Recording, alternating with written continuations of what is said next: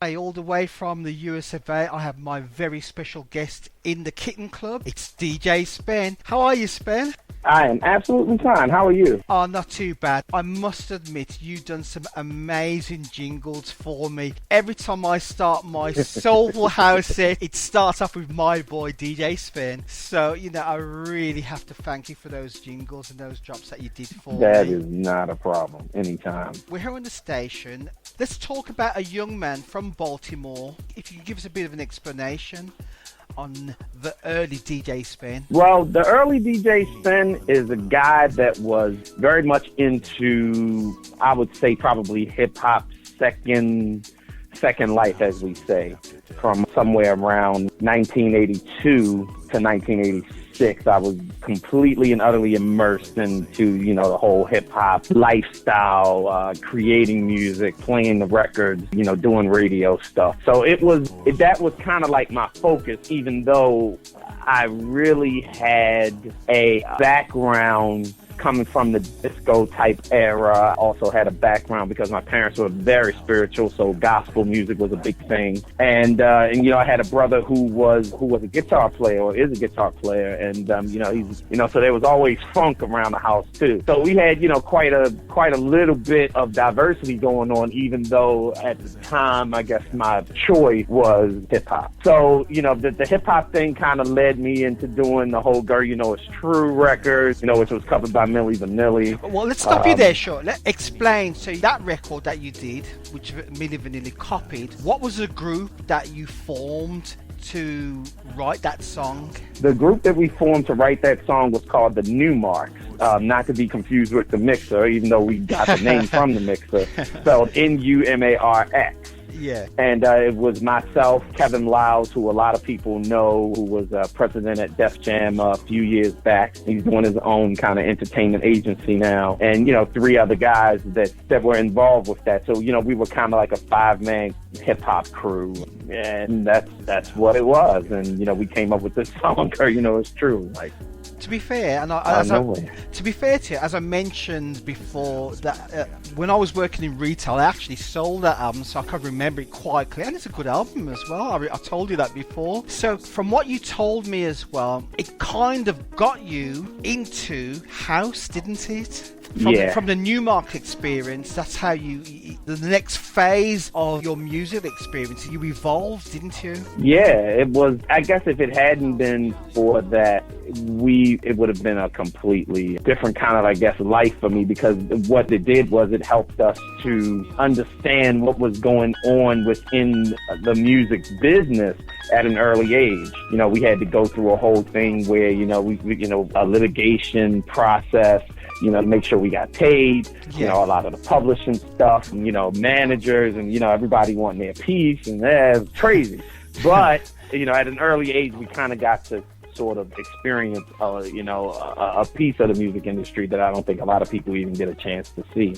I understand. Or really understand the inner workings of. Well, your life also was interlinked with radio as well from a young age, where you did a variety of mixes as a young 13-year-old, bringing you right up to date during the period when you became a part of the Basement Boys. You also did radio DJing coinciding with that as well, didn't you? Yeah, I was doing radio DJing was kind of how I even came up with, the DJ Spen name. It was kind of crazy. But yeah, I was doing radio from 13, and I guess you could say that was my sort of introduction to the business. So, as the Basement Boys, can you give us a bit of a background on how you formed the Basement Boys and where it led from there? Yeah, okay. Well, Basement Boys had already been rolling, probably around 1987. They had done a couple of decent underground records. Next thing I knew, man, we were actually working on a single for the Newmark called Do It Good. And because the Basement Boys were from here and, they were making a little bit of noise, we said, okay, well, let's see what these guys will do, if we give them a chance to remix the record. Well, lo and behold, they remixed the record. Their mix of the record was the biggest version of the record.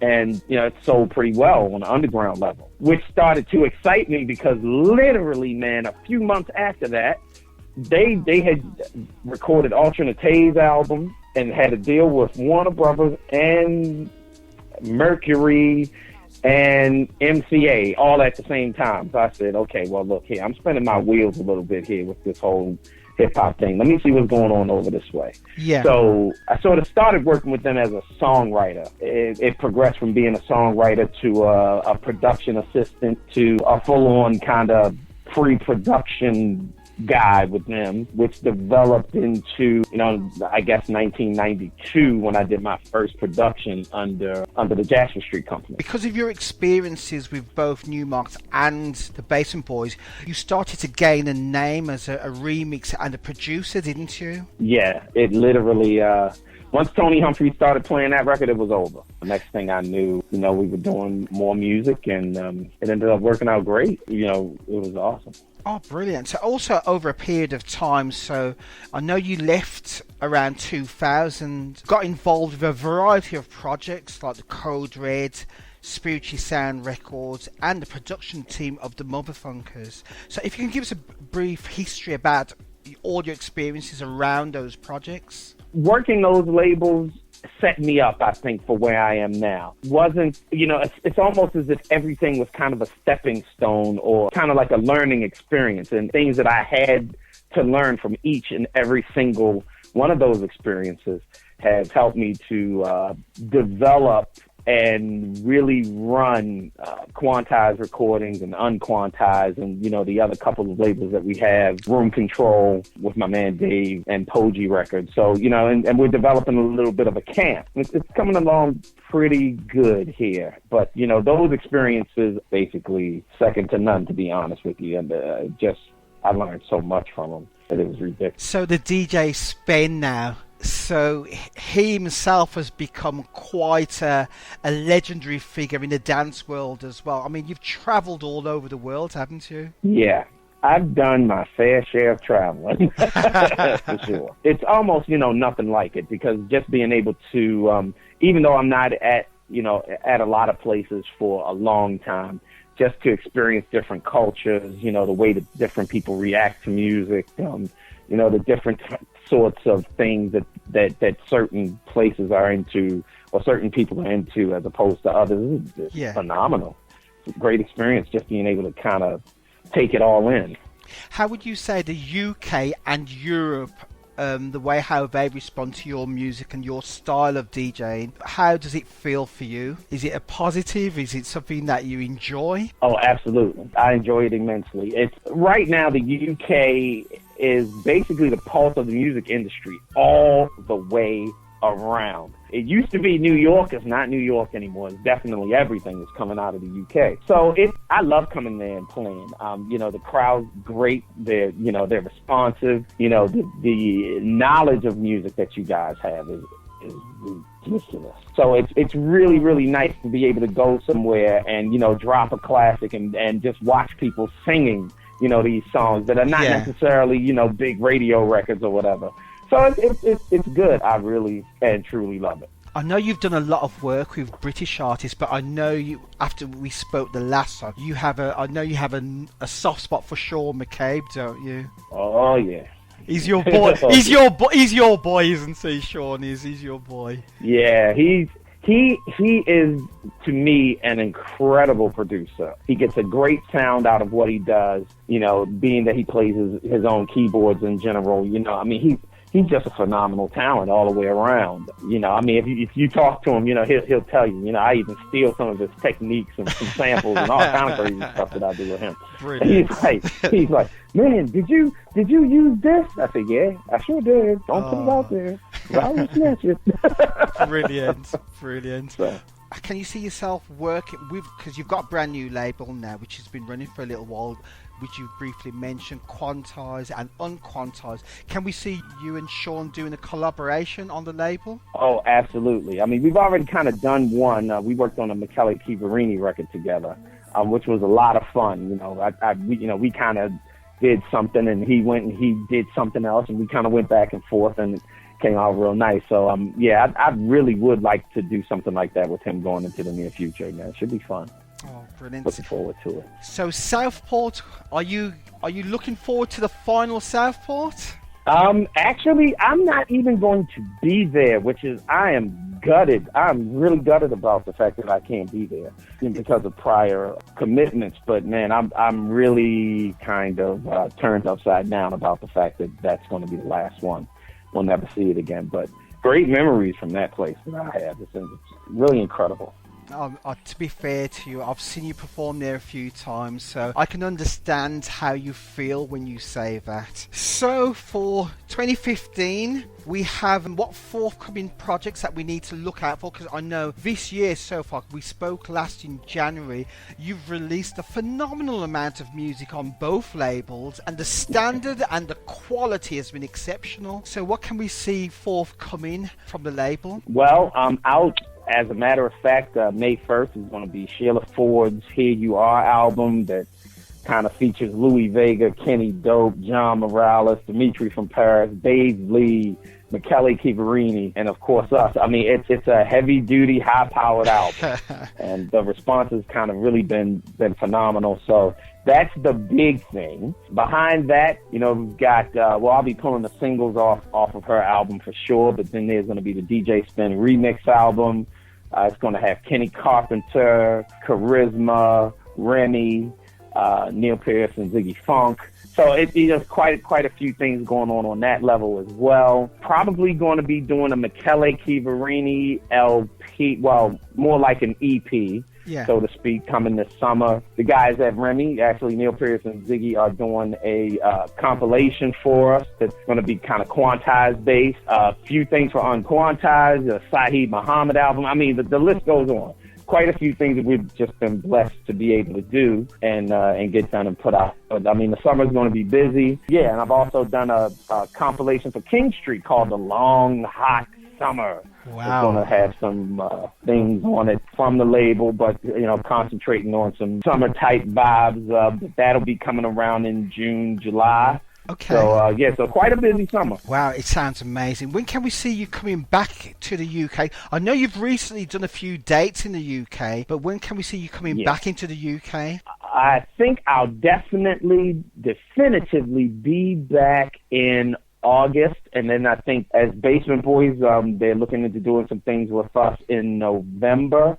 So, I'll be back before the year is over, and I think I'll be doing a gig under my alias, which is SP3N at Egg, I believe. So that'll be coming as well. Okay, that's brilliant. Well, DJ Spen, there's only one thing left for me to do. I need you to be my DJ, and any record that you want to feature on this part of the show, I would like you to present the track in your own formidable style, if you could do that for me. All right. This is your boy DJ Spen, Baltimore, Maryland, USA, in the house, Quantized Recordings, etc., etc. Introducing one of my favorite songs off of the brand new Sheila Ford album called The Do-Wah Song. It is the VIP Lounge at the Kitten Club, baby. Check it out.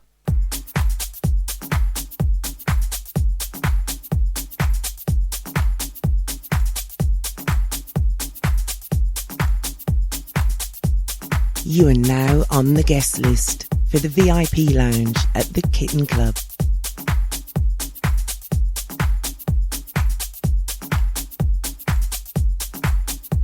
What's up, people? This is Cash Rex, and I'm here just lounging in the VIP Lounge at the Kitten Club, kicking it with my boy DJ Frenchie.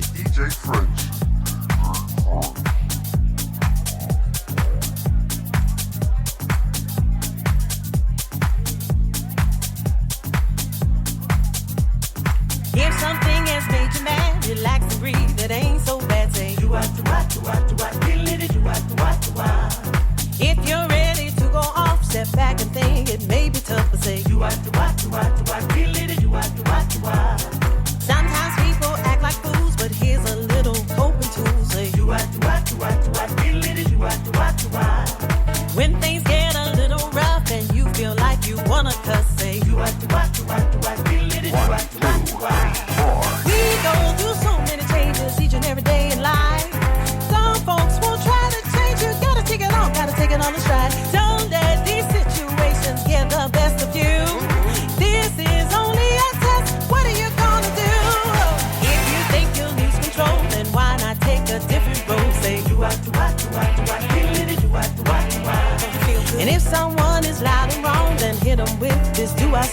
say, do what, do what, do what, do what, do what, do what, do what. Oh yeah. Woo. Tell him I'm not gonna let you stress me out, 'cause I'm feeling real good right now. Woo. You've been working hard all night, come home and your spouse wants to fight. Say, do what, do what, do what, do what, do what, do what, do what. You go out to wine and dine and your credit card has been declined. Say, do what, do what, do what, do what, do what, do what. If you're driving not too fast and some cars all up on you, do what, do what, do what, do what, do what, do what, do what. Someone called and cussed you out and you have no clue what it's about. Say, do what, do what, they had the wrong number. Do what, do what, do what. We go through so many changes each and every day in life. Some folks will try to change you. Gotta take it on the stride. Don't let these situations get the best of you. This is only a test. What are you gonna do? Shovel snow, put your chair in place, and your neighbor parks right in your space. Say, do what, do what, do what, do what, do what, do what. If your loved ones turned you away when they found out that you were gay, say, do what, do what, do what, do what. They'll get over it. Oh, they'll get over it. Yeah. Oh, I'm not gonna let this stress me out, 'cause I'm feeling real good right now. Now let's dance.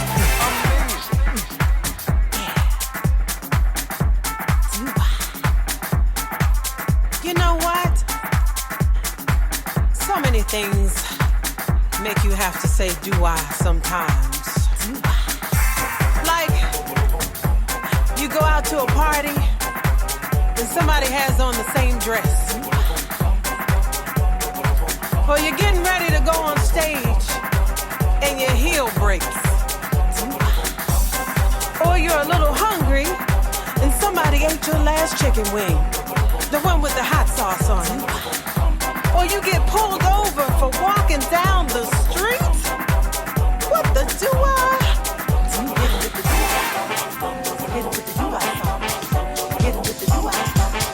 Don't let them stress you out. Just hit them with the do-I.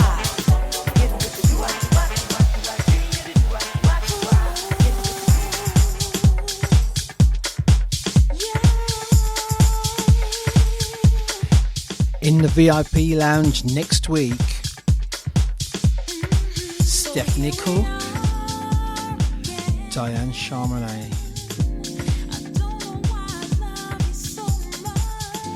non-stop action right here in the Kitten Club.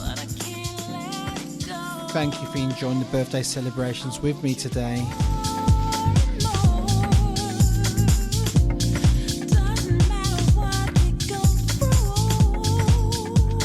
Yes, 1 year old today, and I'm glad, so glad that you've enjoyed the company of myself and yourself here in the Kitten Club.